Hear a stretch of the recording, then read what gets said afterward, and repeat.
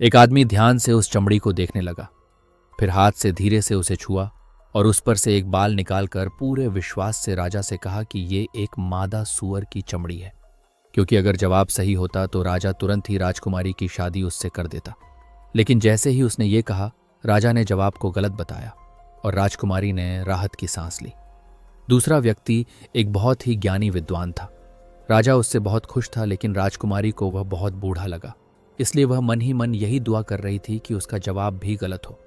यह विद्वान पहले वाले आदमी से काफी ज्यादा जानकार लग रहा था। उसने लेंस से ध्यान से देखा और बिना झिझके अपना जवाब दिया कि यह एक घोड़े की चमड़ी है। राजकुमारी ने फिर से राहत की सांस ली। अब तीसरे नंबर पर बारी आई पड़ोसी देश के राजकुमार की, जिसकी शानदार शख्सियत को देखकर राजकुमारी मंत्रमुग्ध हो गई। साफ था कि उसे वही पसंद आया था। राजकुमार ने चमड़ी को ध्यान से देखा और पूरा विश्वास जताते हुए अपना जवाब दिया कि यह एक शेर की चमड़ी है।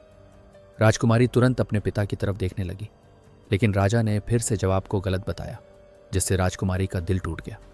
लेकिन तभी उसने एक डरावना दृश्य देखा। एक भयानक दिखने वाला जंगली आदमी पहरेदारों को हटाकर अंदर आ गया। क्योंकि वह जंगल में ही रहता था, उसने बस चमड़ी को अपनी तेज नाक से सूंघा और तुरंत जवाब दे दिया। उसने कहा, यह एक जूं की चमड़ी है। राजा ने उसकी बात सुनते ही अपनी मुस्कान गायब कर ली और राजकुमारी को भी समझ आ गया कि कुछ गड़बड़ है। पिता के चेहरे का बदला हाव भाव सब कुछ साफ बता रहा था। डर के मारे वह भाग गई। वह तो पूरे राज्य की राजकुमारी थी। ऐसे कैसे उस गंदे जंगली आदमी से उसकी शादी हो सकती है? बेटी को भागता देख राजा तुरंत उसके पीछे दौड़ा। असल में राजा ने ऐसा स्वयंवर इसलिए रखा था क्योंकि उसे लगा था कि कोई भी सही जवाब नहीं दे पाएगा। लेकिन जब ऐसा हो गया तो उसे लगा कि यह भगवान की इच्छा है। उसने घबराई हुई बेटी को समझाया और उसे चमड़ी में मौजूद जूं की बात भी बताई।